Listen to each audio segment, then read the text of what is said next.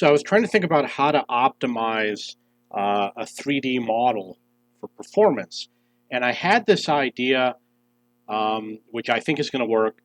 I'm assuming that the um, the each little tank tread is an individual piece, and as it comes around, they're probably moving all of these treads on the track as it goes around. And I realize there's a better way to do it. You advance this forward, and then when the piece gets to here, you put it back up to here. So this piece over here is going to advance to the next position. This piece comes up and fills in the gap over here. And this piece over here, instead of moving this way, moves down, and these pieces keep moving in a circle like this. And then you've got this. Right now it's 1, 2, 3, 4, 5, 6, 7, 8, 9, 10, 11, 12, 13, 14, 15. 15 different pieces. You can make it one big piece.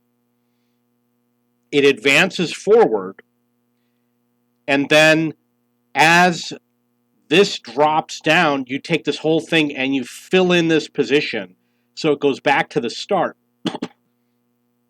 And then as the tank rolls around, you slowly move the entire object forward, and the same with the one on the bottom.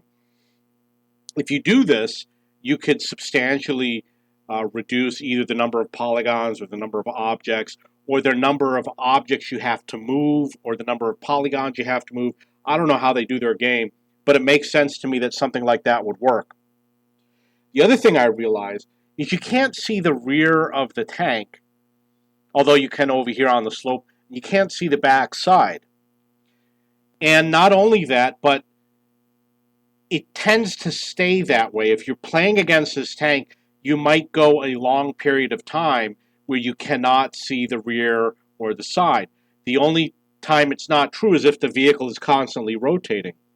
Therefore, there's an advantage to turning off those polygons or removing them or whatever.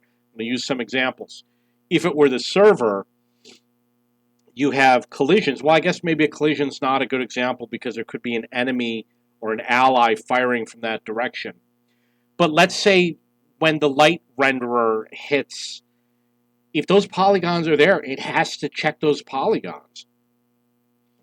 I believe that it might be possible that turning off the polygons, obviously there is a way that it happens automatically, but there might be a way to add a routine that turns them back off and on very quickly, depending on whether or not they're visible. That might improve the performance of the game. I don't know. I think the track thing will definitely work.